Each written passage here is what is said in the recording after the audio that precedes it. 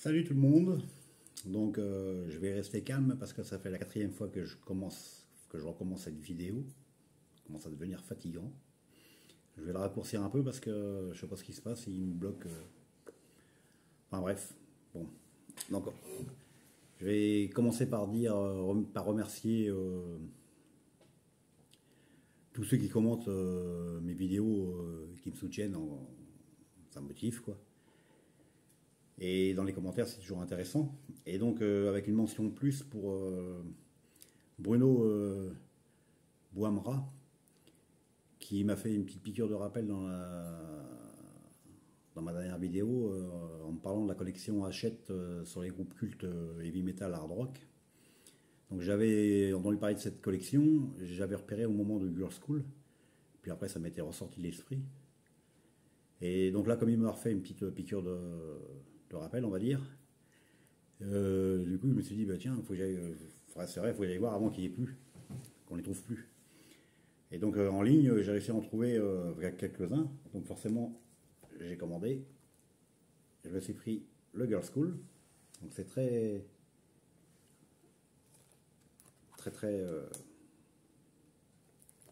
instructif. Moi, je connais Girls School, mais on en apprend quand même pas mal dessus. Et j'ai vu aussi la boulette qu'ils ont fait dans leur catalogue là. Et c'est des beaux bouquins.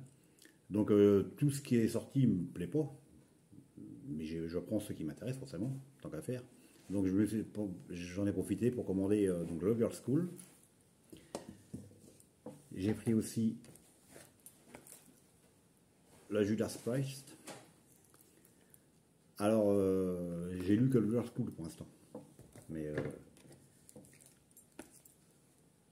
le Blue Oyster Cult.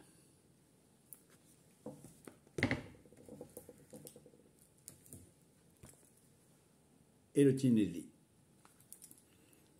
Et je pense que le mois prochain, je vais recommander au moins 3 ou 4, s'il y a encore des trucs qui m'intéressent. Après, tout m'intéresse pas, donc voilà. Merci Bruno de m'avoir rappelé cette superbe collection. Ça sert les commentaires. Hein. Donc là, je vais vous montrer, je sais pas trop où je vais m'arrêter, je vais falloir que je surveille. Dans mes dernières rentrées, là. Donc il y a des groupes connus, et puis après j'ai un mode découverte pour moi. Je ne sais pas si je vais y arriver, peut-être que je ferai en 2 vidéos. Donc dans les groupes cultes que j'appelle pour moi au niveau hard rock, donc celui-ci, c'est pas une nouveauté, je l'ai depuis 2018 ou 2019. Nazareth, je les ai découverts en 77 avec l'album Expect No Mercy. Et j'avais trouvé excellent la voix du chanteur, la voix très atypique Dan McCafferty. Et donc j'étais tombé sous le charme de leur musique et donc Nazareth, ils sont formés en 70 à peu près ou un petit peu avant. Ils doivent avoir 25 albums. Donc moi j'en ai une dizaine, j'ai pour toute leur discographie. Jusqu'au Malice New Wonderland, je crois j'en ai pas mal. C'est principalement les premiers. Après j'avais lâché un peu. J'avais réécouté dans quelques récents et j'avais pas trouvé ça dans les derniers avec le chanteur Dan McCafferty, j'avais pas trouvé ça super. Je crois que c'est celui qui a la cabine téléphonique, j'avais pas trouvé génial. Bref, lui en 2013, le chanteur, il a arrêté, il a quitté le groupe pour des raisons de santé. Et donc ils l'ont remplacé par Karl Santance. Alors Karl Santance, remplacer un chanteur, c'est compliqué. Surtout un chanteur comme Dan avec la voix qu'il avait. Donc je me suis dit, quand ils ont sorti cet album-là, le premier album avec lui, je me suis dit, il faut que j'écoute ce qu'il a fait. Et au final, je trouve ça très bon. Du hard rock, très bon. Karl Santance, il fait très bien le boulot. Il y a des groupes où ça marche pas, les changements de chanteur. Judas Priest, j'avais pas aimé du tout avec Tim Owen. Mais là, moi, ça passe. Moi, je le trouve très bien. Donc, superbe double vinyle. Du hard rock, assez classique. Donc de toute façon, chez Nazareth, je crois qu'il ne reste plus qu'un seul membre de la fondation d'origine. Mais assez classique, mais du très bon hard rock. Donc ça, c'est sorti en 2018 chez Frontier Records. Et là, en 2022, donc il sortait le dernier, Serving the Law, toujours chez Frontier Records. Là, j'hésitais beaucoup moins parce que déjà ça m'avait plu avec. Donc là, c'est la version orange.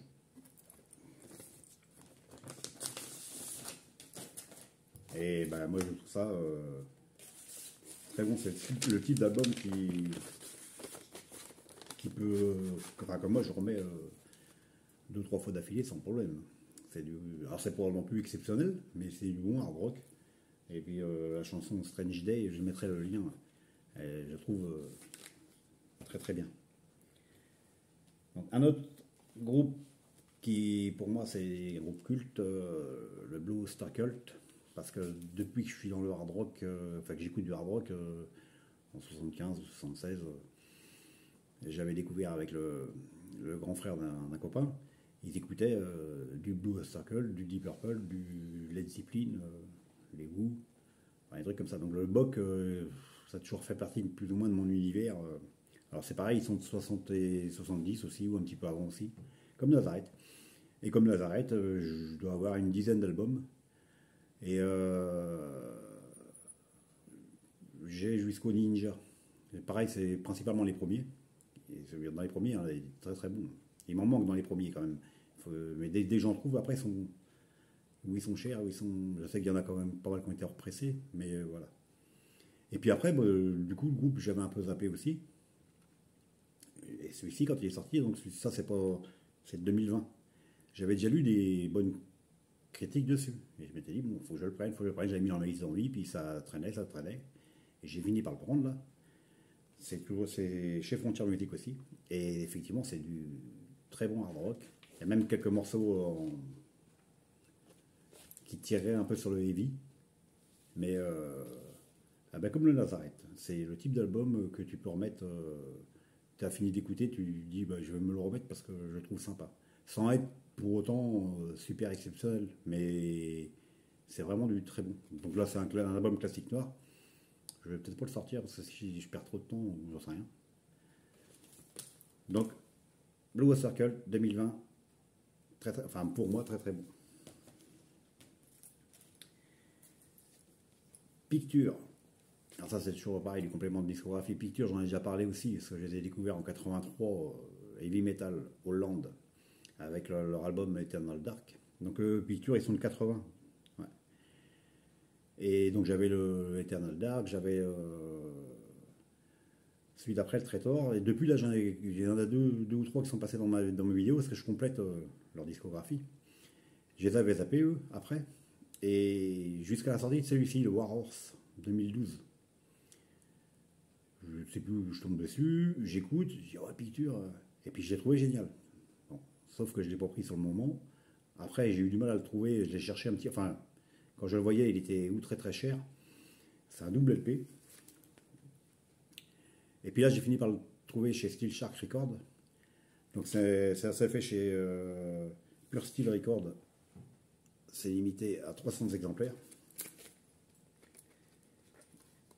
Et donc là, donc c'est pareil, c'est deux LP, deux albums en classique noir. Et on est dans du heavy metal. Je trouve même un peu plus fort que ce qu'il faisait avant. Donc là, je suis vraiment content de l'avoir parce que ça faisait un petit moment que. Mais quand je le voyais, il était trop cher. Mais bah là, j'ai fini par l'avoir à un prix correct. Picture, Hollande, 1983. 2012. À force de refaire les vidéos, on s'embrouille. C'est chiant. Une autre artiste que j'ai déjà montré dans une de mes vidéos il n'y a pas longtemps, Suzy Moon, avec son premier album Dump in Love. J'avais montré les deux EP là, il y a 2-3 vidéos américaines, punk rock. Steph Jez avait commenté qu'il avait hâte de voir la pochette de l'album. La voilà, Steph.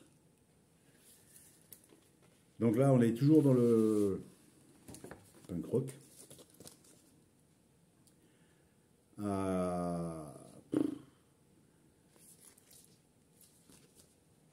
Et Je lui trouve une sonorité quand même. Elle avait dit elle allait faire un truc un peu différent, donc, avec des variantes. Donc ça reste punk rock, ça reste assez électrique, mais je lui trouve quand même une sonorité très, très rockabilly, je trouve. Mais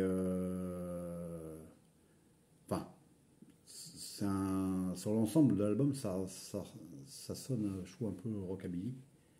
Et ça reste un bon album, hein, j'aime bien. Mais c'est un peu différent de ce qu'elle faisait, ce qu'elle a fait avec ses deux EP là. Donc ça, c'est sorti chez Pirate Press. Donc la version rose est toujours dispo. Il existe en noir aussi, je crois.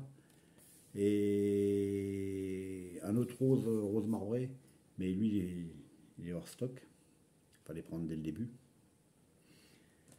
Et donc ça, c'est commandé aux États-Unis, mais ils ont un site en Europe parce que en fait, on ne reçoit pas de taxe. Ça vient sur le colis, c'était marqué Pirate Press Europe. Donc c'est pas taxé, c'est cool. Donc maintenant, je vais parler un peu de Steel Shark Record, un label français. On a déjà parlé un petit peu parce que j'ai déjà montré les albums qu'ils produisent. Donc là, les petits goodies qui sont venus avec les albums. Donc c'est un label français très sympa qui signe avec des petits groupes très sympas aussi. Et donc ils produisent en vinyle ou en CD. En vinyle, je dois avoir tout ce qu'ils ont produit. Oh, ils n'en ont pas produit tant que ça, ils ont 5 ou 6, mais enfin j'ai les tous. Le Leatherwitch, le Hellrock, le Nightmare, le Gengis Khan, les Italiens. Et donc là, leur dernière production en matière de vinyle, Bastet, Italie aussi, d'ailleurs avec un ancien membre de Gengis Khan.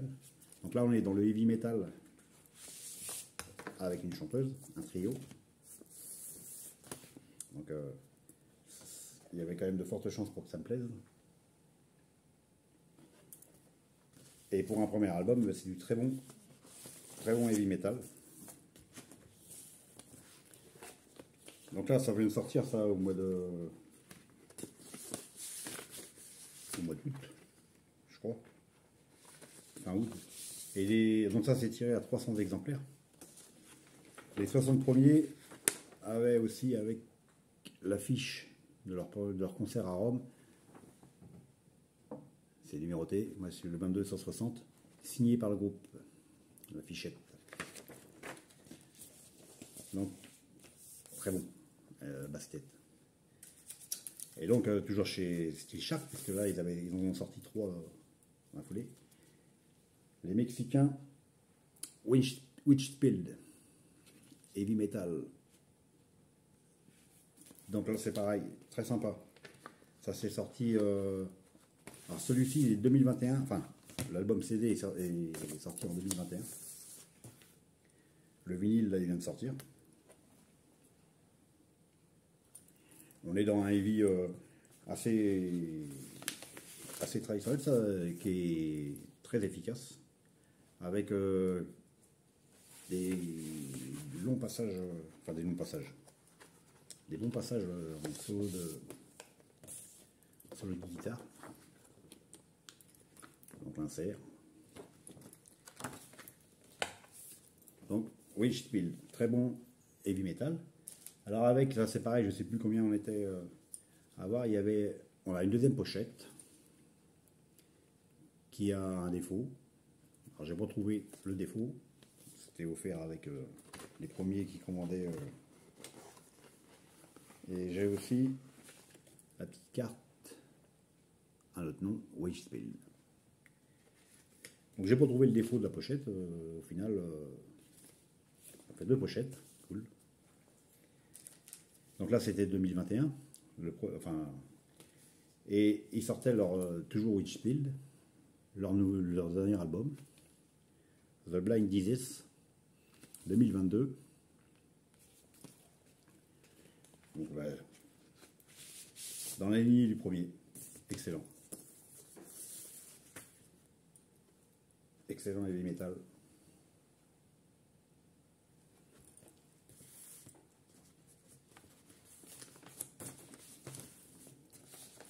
mexicain. Donc ça c'est... je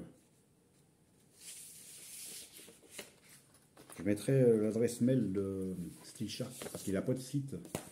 Donc vous envoyez à ceux que ça intéresse, ils envoient un mail et vous inscrivez à sa liste et tous les mois il vous envoie donc ce qu'il produit et ils font des échanges avec d'autres labels, donc il y a toute une liste de vinyles. C'est un truc qui pousse au crime, ça.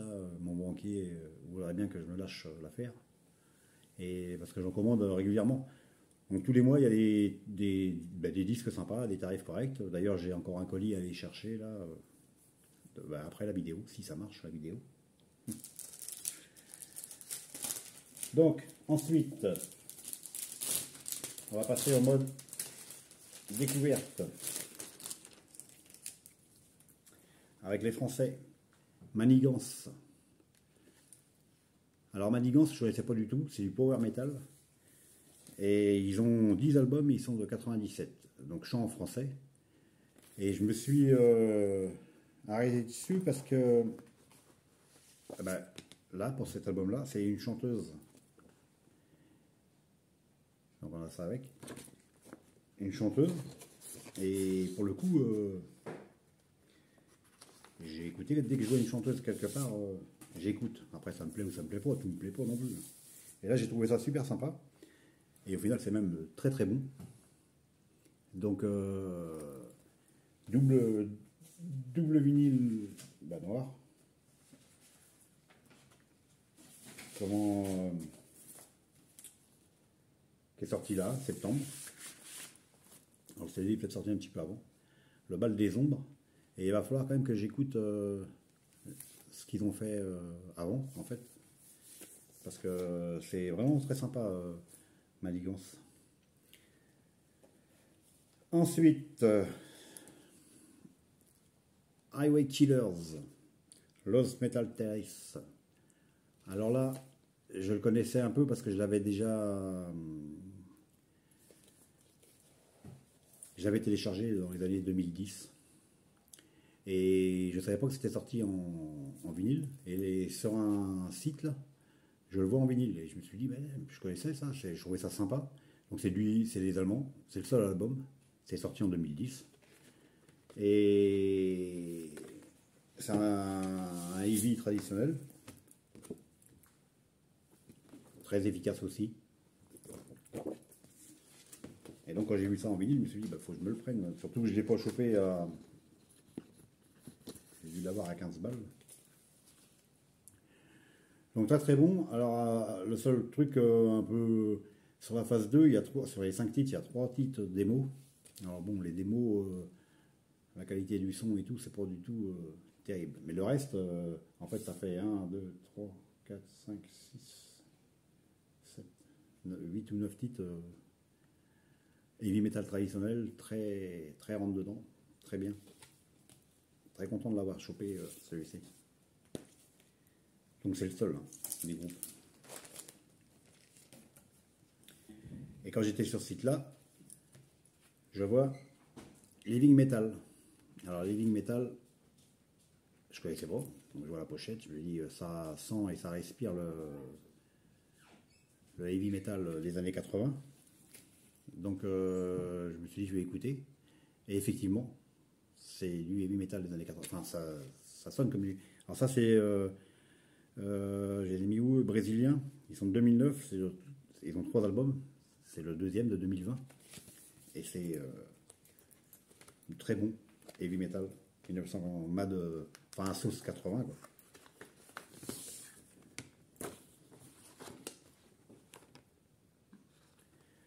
Donc c'est un album classique noir. Et sur la phase 2, ils ont une reprise de Judas Priest, Rock'n'Rolla. Excellente. Donc là voilà, je mettrai les liens où je les ai trouvés. Alors ça c'est pareil, je ne sais pas si on va le trouver encore parce que peut-être qu'il y en avait qu'un, je ne sais pas. Mais enfin bref, c'est très bon. Donc je vais m'arrêter là, les autres, je ferai une autre vidéo parce que je sens que ça va encore couper là. Donc on fait comme d'habitude, ceux qui aiment, ils like, on commente, ça motive bien, ça fait plaisir et ça motive. Et puis on se dit à une suivante alors, hein, parce que là, déjà j'en ai encore deux que j'aurais dû montrer, plus une autre série derrière de plus ou moins d'occasion. Allez, j'espère que ça vous aura intéressé quand même. Ciao ciao, à plus.